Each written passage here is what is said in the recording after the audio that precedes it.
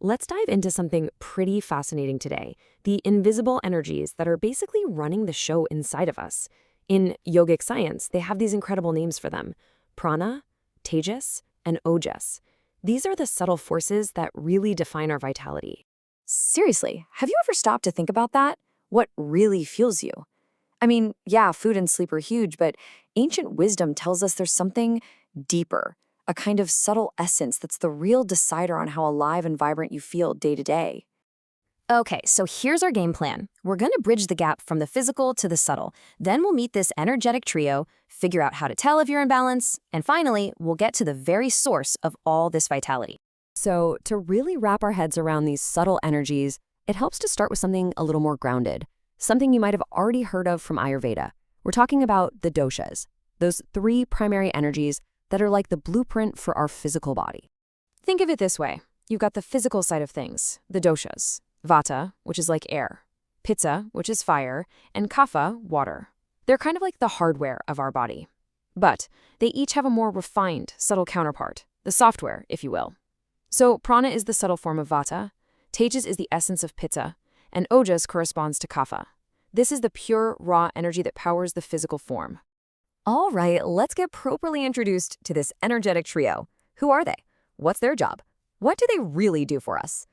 First up, we have prana. This is the big one, our fundamental life force. You can think of it as the electricity that animates our entire system. Its whole deal is movement, just like air. It governs everything from your breath to the way your thoughts just flow. Then there's Tejas. This is the subtle fire energy. You can think of it as your inner radiance, that sparkle in your eye. It's the intelligent flame that helps us digest, well, everything. Not just food, but ideas, experiences, emotions. It's what turns all that stuff into wisdom and gives us our inner glow.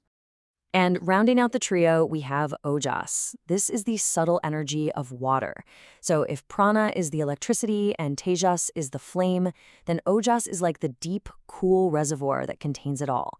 It's our core vitality, our endurance, the very foundation that gives us stability and keeps our immune system strong. So you can see how this all clicks together, right? Prana is the life force that gets everything moving. Tejas is the radiance, the fire that helps us see and understand the world. And Ojas, that's the deep strength, the vigor that holds it all together. They're like the ultimate dream team for our inner world. Okay, so we know what they are now.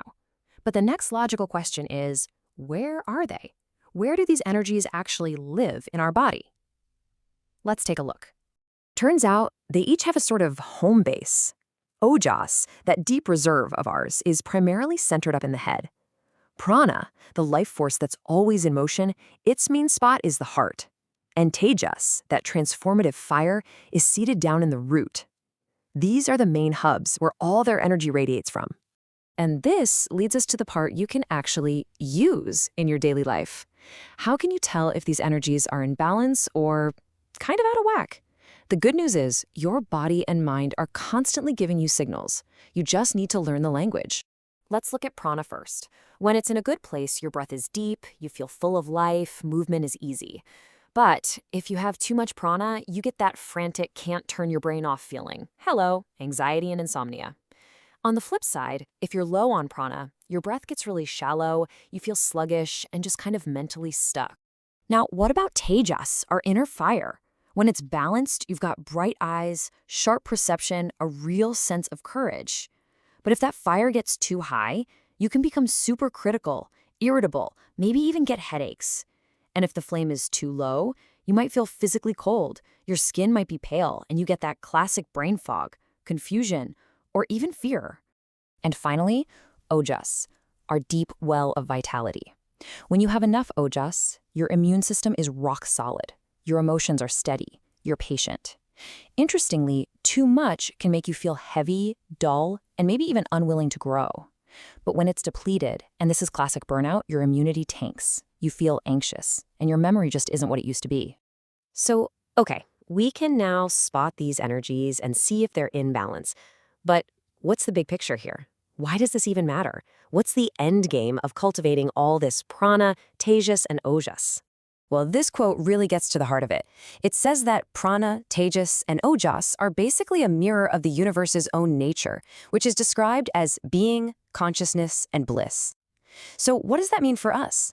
It means that when we work on our own personal energy, we're not just getting healthier, we're actually tuning ourselves into the fundamental frequency of reality itself. Pretty profound, right? So you basically have a map now, a map to the subtle energies that are shaping your entire inner world. The only question left is, what are you going to do with it? How are you going to choose to cultivate your own inner radiance, your life force, and your deep well of vitality?